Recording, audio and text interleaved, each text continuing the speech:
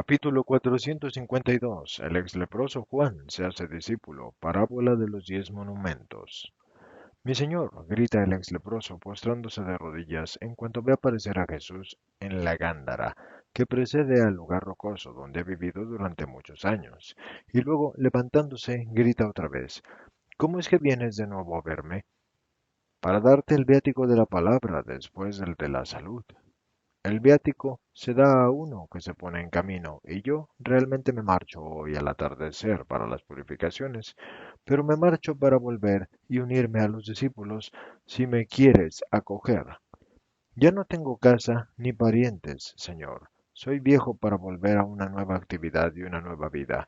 Me restituirán la posesión de los bienes, pero ¿cómo estará la casa después de 15 años sin ser de nadie? ¿Qué encontraré en ella?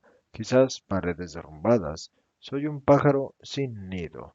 Deja que me una a las filas de los que te siguen. Además, no me pertenezco ya a mí mismo, porque por lo que me has dado, soy tuyo.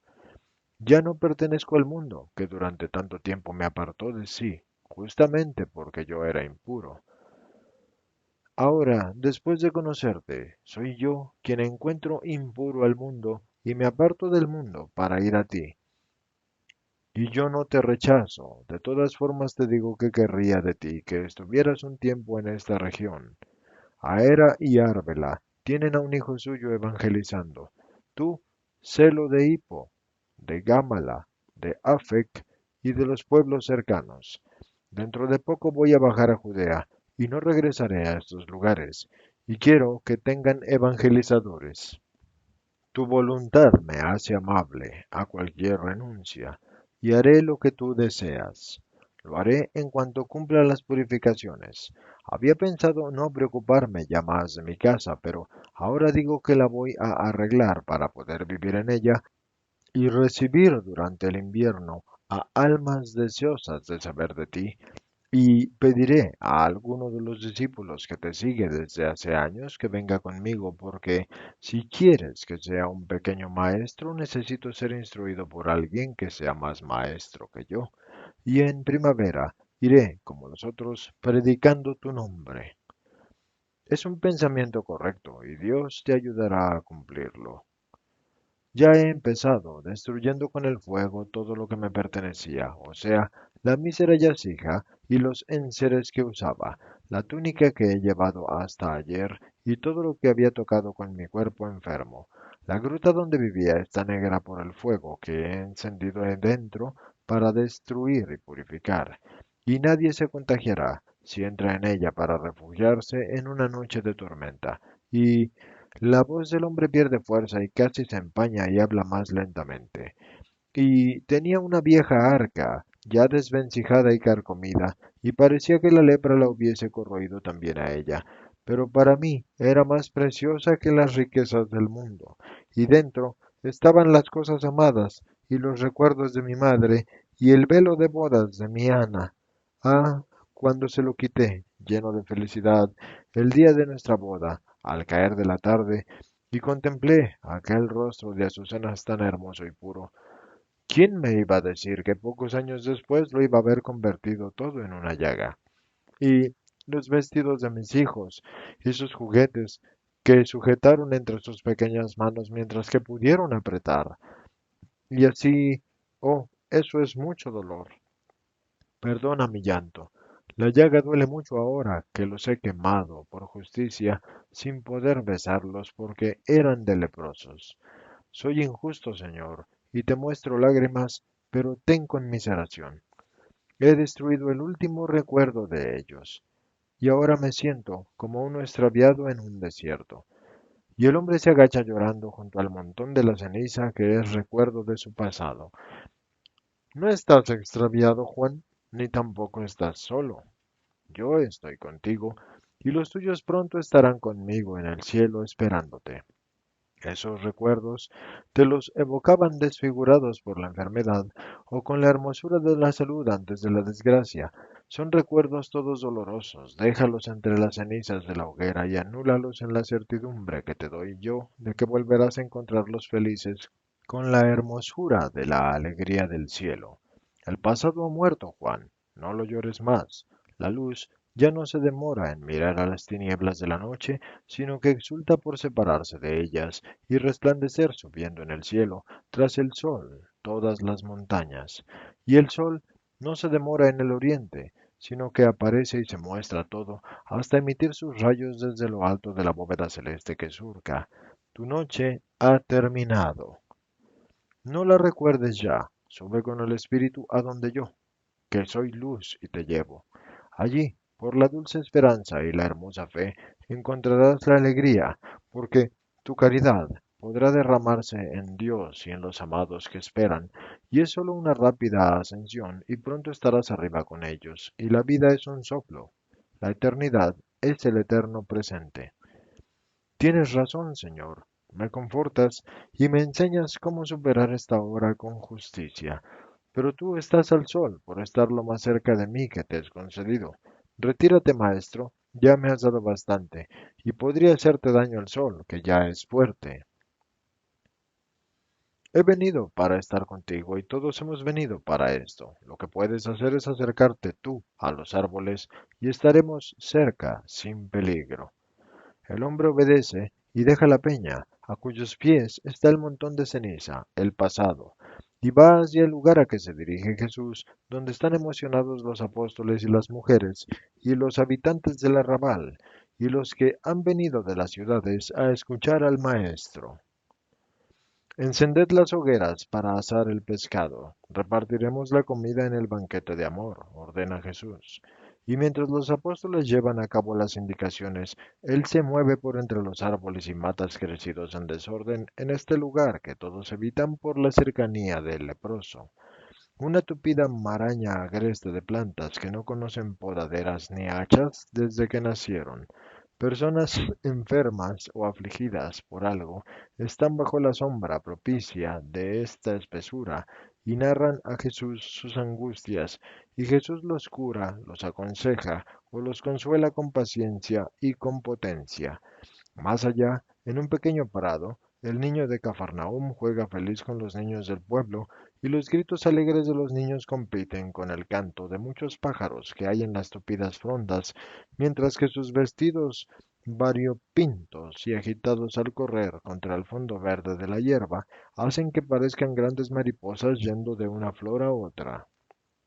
La comida está preparada y llaman a Jesús, que pide prestado el cesto a un campesino que había traído higos y uvas, y lo llena de pan, del pescado más hermoso, de fruta muy sabrosa, y añade a ello su cantimplora de agua endulzada con miel, y se dirige hacia el leproso. Te quedas sin cantimplora, le observa Bartolomé. No te la puede devolver. Y Jesús sonriendo, hay mucha agua todavía para la sed del Hijo del Hombre, y esta, el agua que el Padre ha puesto en los pozos profundos. Y el Hijo del Hombre tiene todavía las manos libres para usar sus cuencos.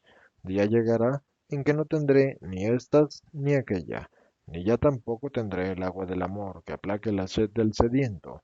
Ahora tengo mucho amor en torno a mí, y prosigue, llevando con las dos manos la canasta ancha y redonda y baja, que deposita en la hierba a unos metros de Juan y dice a éste, toma y come, es el banquete de Dios.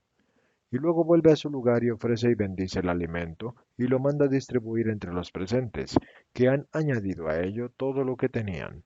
Todos comen con gusto y pacífica alegría, y María se ocupa del pequeño Alfeo con una maternal dulzura, y luego, acabada la refacción, Jesús se pone entre la gente y el ex leproso, y empieza a hablar, mientras que las madres colocan en sus regazos a los niños saciados de alimento y juego, y los mecen para dormirlos y que no molesten. Escuchad todos. En un salmo de David, que es el Salmo 15, el salmista se pregunta, ¿quién habitará en el tabernáculo de Dios? ¿Quién descansará en el monte de Dios? Y pasa a enumerar a los que estarán en el número de los afortunados y los motivos de sus bienaventuranzas, y dice, el que vive sin mancha y practica la justicia, el que dice la verdad de corazón y no urde engaños con su lengua, el que no perjudica a su prójimo, el que no se hace eco de palabras infamantes contra sus semejantes, y en pocos renglones, después de decir quién habitará en los dominios de Dios, refiere el bien que hacen estos bienaventurados después de no haber hecho el mal.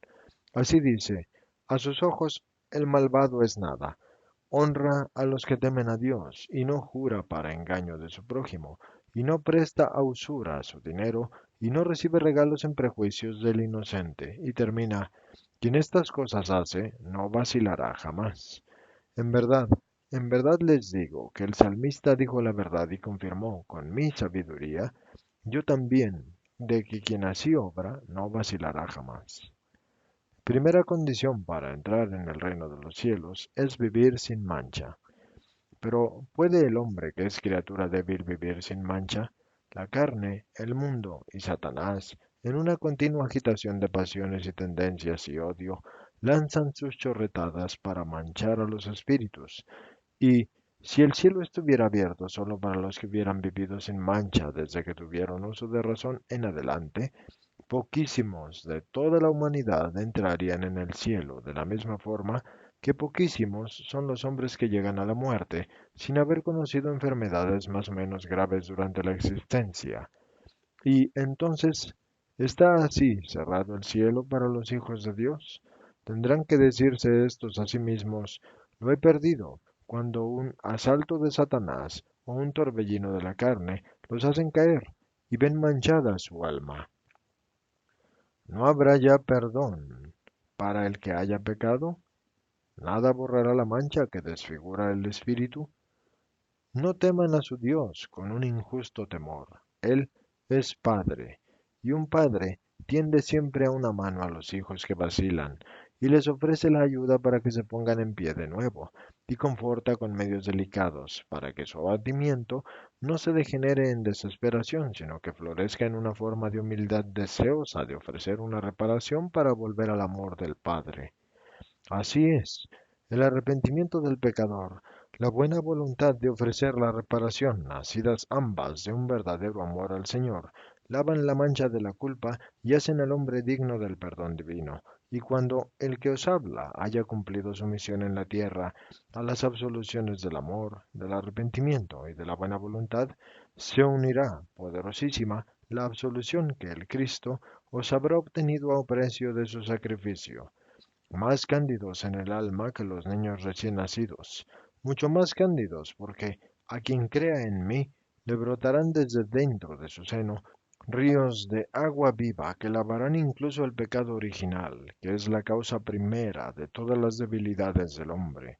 Vosotros podréis aspirar al cielo, al reino de Dios, a morar en sus tabernáculos, porque la gracia que yo voy a devolveros os ayudará a practicar la justicia que aumenta, más cuanto más es practicada, y el derecho que os da un espíritu sin mancha a entrar en la alegría del reino de los cielos, y entrarán en él los niños pequeños y gozarán por la bienaventuranza gratuitamente ofrecida, y gozarán porque el cielo es alegría.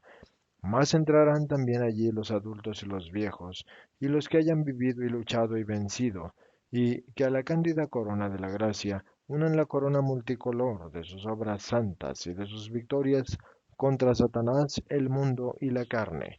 Y grande, grandísima será su bienaventuranza de vencedores, grande como el hombre ni siquiera puede imaginar. ¿Cómo se practica la justicia? ¿Cómo se conquista la victoria?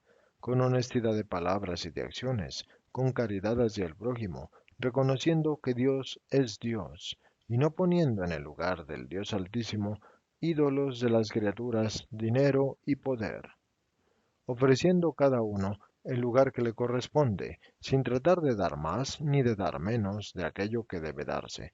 No es justo el hombre que porque uno sea su amigo, pariente suyo y sea influyente, lo honre y lo sirva, incluso en las obras no buenas. Y quien en caso contrario perjudique a su prójimo porque de él no puede esperar ningún beneficio, y jure contra él o se deje comprar con regalos para testificar contra el inocente, o juzgar con favoritismos, no según la justicia, sino según el cálculo de lo que el injusto juicio le puede producir del más poderoso de los contendientes, eso no es justo, y vanas son sus oraciones y sus dádivas, porque a los ojos de Dios están manchadas de la injusticia. Como veis, lo que digo sigue siendo decálogo, y siempre es decálogo la palabra del rabí, porque el bien, la justicia y la gloria están en cumplir lo que el decálogo enseña y ordena, y hacer, no solo cumplirlo por palabra, sino también hacer.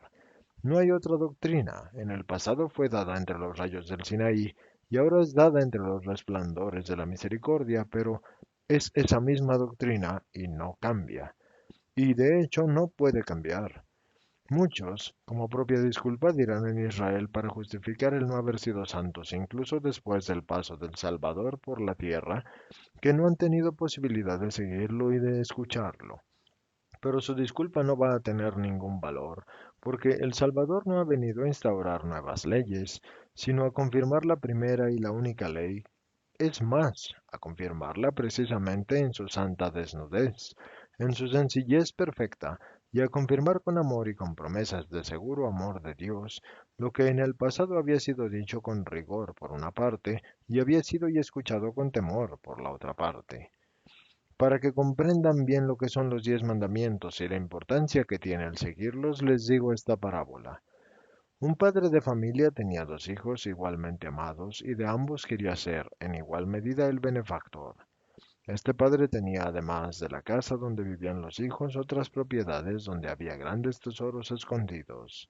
Los hijos tenían noticia de estos tesoros, pero no sabían el camino que a ellos conducía, porque su padre, por motivos personales, no les había revelado a sus hijos el camino para llegar, y eso fue así durante muchos años. Un día llamó a sus 2 hijos y les dijo, ya conviene que sepan dónde están los tesoros que su padre ha tenido reservados para ustedes, para que puedan ir por ellos cuando yo lo diga. Entretanto, sepan cuál es el camino y las señales que he puesto en él para que no se extravíen. Escúchenme.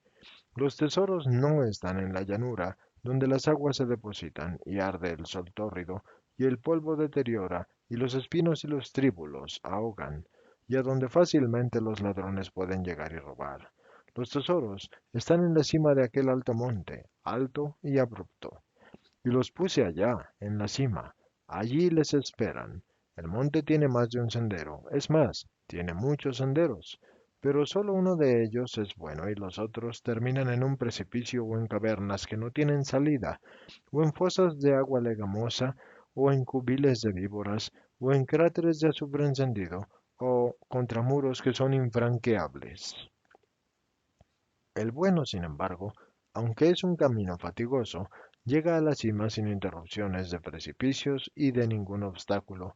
Para que lo puedan reconocer, yo he puesto a lo largo del sendero, a distancias uniformes, 10 monumentos de piedra en que están grabadas estas palabras de reconocimiento: amor, obediencia, victoria. Vayan siguiendo este sendero y lleguen al lugar del tesoro. Yo luego, por otro camino que solo yo conozco, iré, y les abriré las puertas para la dicha de ustedes. Y los 2 hijos se despidieron de su padre, quien hasta que podían oírlo repitió, sigan el camino que les he dicho. Es por el bien de ustedes, y no dejen de tentar por otros, aunque les parezcan mejores, porque perderían el tesoro y a mí con él. Ya han llegado al pie del monte, y el primer monumento estaba en la base, justo al principio del sendero que estaba en el centro de una estrella de sendas que subían a la conquista del monte en todas las direcciones. Los 2 hermanos empezaron la subida por el sendero bueno, y en los primeros momentos era muy ligero, aunque sin una pizca de sombra. Desde lo alto del cielo, el sol descendía a pico, inundándolo de luz y de calor. La blanca roca en que el sendero se abría, el terso cielo sobre sus cabezas y el sol caliente que abrazaba sus cuerpos, y esto veían y sentían los hermanos, pero, animados aún por la buena voluntad y por el recuerdo de su padre y de sus recomendaciones, subían alegres hacia la cima, y llegaron al segundo monumento, y luego llegaron al tercero. Y el sendero se hacía cada vez más fatigoso, más solitario y más ardiente, y ya no se veían siquiera los otros senderos, los cuales tenían hierba y árboles y agua clara, y sobre todo una subida más suave, porque era menos empinada y estaba trazada en la tierra, no en la roca. Nuestro padre quiere que lleguemos muertos, dijo uno de los 2 hijos al llegar al cuarto monumento, y empezó a aminorar el paso, y el otro lo animó a continuar diciendo, Si ha salvado para nosotros tan maravillosamente el tesoro, es que nos quiere como si fuéramos Él mismo, y más todavía. Este sendero de la roca que sube sin pérdida desde el pie hasta la cima, lo ha excavado Él y ha hecho estos monumentos para que nos sirvan de guía. Piensa, hermano mío, que Él solo ha hecho todo esto por amor, para dárnoslo a nosotros y para hacer que lleguemos sin error posible y sin peligro. Siguieron andando, pero los senderos que quedaban abajo de vez en cuando se acercaban al sendero de la roca, y esto sucedía cada vez más, y en la medida en que el monte, acercándose a la cima, se iba haciendo más estrecho en su cono, y qué hermosos y umbríos y tentadores eran los otros senderos. Estoy por tomar uno de esos, dijo el descontento al llegar al sexto monumento, y en realidad también aquel va a la cima. Hablas sin saber, hermano. No ves si sube o baja. Ahí arriba está. No sabes si es ese, y además nuestro padre dijo que no dejáramos el camino recto. De mala gana continuó el insatisfecho, y ya llegó entonces al séptimo monumento. Bueno, yo me voy, ¿ah? No lo hagas, hermano. Sendero arriba, un tramo verdaderamente dificilísimo, pero la cima ya estaba cercana. Han llegado pues al octavo monumento, que está cerca del sendero florido y rayano con él. ¿Ves cómo, aunque no sea en línea recta, lleva arriba también este? No sabes tú, hermano, si es ese. Sí que lo conozco. No, hermano, tú te engañas. No, voy al otro. No lo hagas. Piensa en nuestro Padre y en los peligros y en el tesoro. Pues prescindo de todo y de todos. ¿Para qué me sirve el tesoro si llego a la cima agonizando? ¿Qué peligro es mayor que este camino? ¿Y qué odio es mayor que este de nuestro Padre que se ha burlado de nosotros con este sendero para que muriéramos? Adiós, yo llegaré antes que tú y estaré vivo.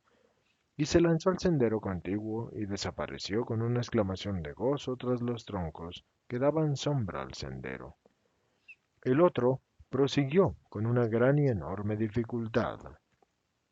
Oh, el último trecho del camino era verdaderamente tremendo. El viandante ya no podía más, estaba como un ebrio de fatiga de sol. Al llegar al noveno monumento se detuvo jadeando, se apoyó en la piedra que estaba esculpida y leyó instintivamente las palabras en ella grabadas. A poca distancia había un sendero de sombra, de aguas y de flores. Casi, casi. No, no. Ahí está escrito y lo ha escrito mi padre. Amor, obediencia, victoria. Debo creer en su amor y en su verdad, y debo obedecer para mostrar mi amor. Vamos, que el amor me sostenga. Y llegó pues al décimo monumento. El viandante, exhausto y abrasado por el sol, caminaba encorvado como bajo un yugo. Era el amoroso y santo yugo de la fidelidad, que es amor, obediencia, fortaleza, esperanza, justicia, prudencia y en fin, todo. Y en vez de apoyarse, se dejó caer, sentado en la sombra insignificante que el monumento proyectaba en el suelo. Ya se sentía morir, y desde el sendero de al lado llegaba un rumor de arroyos y olor de bosque.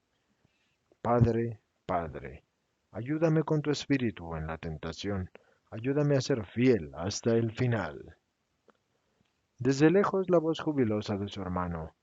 Ven, te espero. Esto es un Edén, ven. ¿Y si fuera? Y gritando fuerte, ¿estás seguro de que sube a la cima? Sí, ven. Hay una galería fresca que lleva arriba. Ven. Ya veo la cima detrás de la galería que atraviesa la roca. ¿Voy? ¿No voy? ¿Quién me socorre? Voy.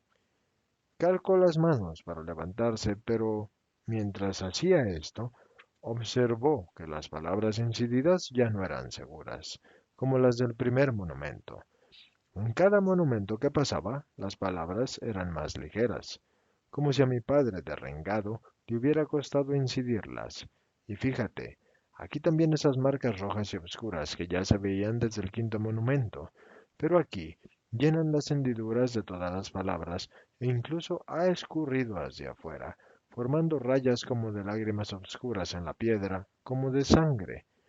Rascó con el dedo en el lugar en el que había una mancha en la extensión de 2 manos, y la mancha se redujo al polvo, dejando al descubierto frescas estas palabras: Así os he amado, hasta derramar la sangre por llevarlos al tesoro. Oh, oh, Padre mío, y me venía la idea de no cumplir tu orden.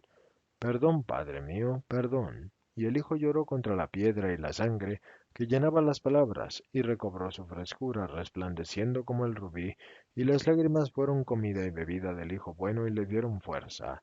Se levantó por el amor y llamó a su hermano y lo llamó muy fuerte, y quería que supiera lo que había descubierto, el amor de su padre, y decirle vuelve, pero nadie respondió. Y el joven reanudó la marcha, casi de rodillas, sobre la piedra ardiente, porque su cuerpo estaba totalmente agotado por el esfuerzo, pero su espíritu estaba sereno. Ya se ve la cima, y en ella su padre. Padre mío, hijo amado. Y el joven se dejó caer sobre el pecho paterno, y el padre lo acogió, cubriéndolo de besos. ¿Estás solo? Sí, pero mi hermano llegará pronto. No, no llegará jamás. Ha abandonado el camino de los 10 monumentos y no ha vuelto a él después de los primeros desengaños admonitorios. ¿Quieres verlo? Ahí está, en el abismo de fuego. Ha sido pertinazmente culpable. Sí, después de conocer el error, si hubiera vuelto sobre sus pasos, y aunque hubiera sido con retraso, hubiera pasado por donde el amor pasó primero, sufriendo hasta derramar su mejor sangre, que es la parte más preciada de sí misma por ustedes, yo lo habría perdonado todavía, y él le habría esperado. Él no sabía. Si hubiera mirado con amor las palabras incididas en los 10 monumentos, habría leído su verdadero significado. Tú lo has leído desde el quinto monumento y se lo has observado al otro diciéndole, nuestro padre aquí debe haberse herido. Y lo has leído en el sexto, séptimo, octavo y noveno, cada vez con más claridad, hasta que has tenido el instinto de destapar lo que se ocultaba bajo mi sangre. ¿Sabes cómo se llama ese instinto? Es tu verdadera unión conmigo. Las fibras de tu corazón, fundidas con mis fibras, se han sobresaltado y te han dicho, aquí hallarás la medida del amor de tu Padre.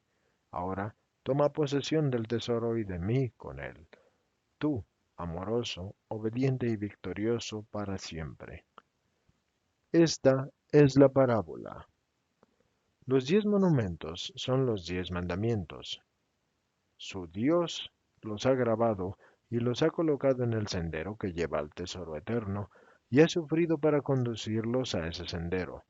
Ustedes sufren, también Dios. Ustedes tienen que forzarse a ustedes mismos, también Dios. ¿Y saben hasta qué punto? Sufriendo el separarse de Él mismo y el forzarse a conocer el hecho de ser hombre, con todas las miserias que la humanidad lleva consigo. Nacer, padecer frío, padecer hambre, padecer cansancio, padecer burlas, padecer afrentas, padecer odios, padecer insidias y finalmente la muerte, dando toda su sangre para darles el tesoro. Esto es lo que sufre Dios, que ha bajado para salvarlos, y esto es lo que sufre Dios en lo alto del cielo, permitiéndose a sí mismo el sufrirlo. En verdad les digo que ningún hombre, por fatigosa que sea la senda de su vida para llegar al cielo, recorrerá nunca jamás un sendero que sea más fatigoso y doloroso que el del Hijo del Hombre, que ahora lo recorre para venir del cielo a la tierra, y de la tierra ir al sacrificio para abrirles las puertas del tesoro a ustedes. En las tablas de la ley ya está mi sangre, y en el camino que yo les trazo está mi sangre. La puerta del tesoro se abre con el empuje de la ola de mi propia sangre. Sus almas se hacen cándidas por el lavacro de mi sangre, y fuerte por la nutrición de mi sangre. Pero para que no sea derramada en vano, ustedes deben recorrer el camino inmutable de los 10 mandamientos. Ahora vamos a descansar. Cuando se ponga el sol, iré hacia Hippo, Juan a la purificación, y ustedes a sus casas, y que la paz del Señor sea con ustedes.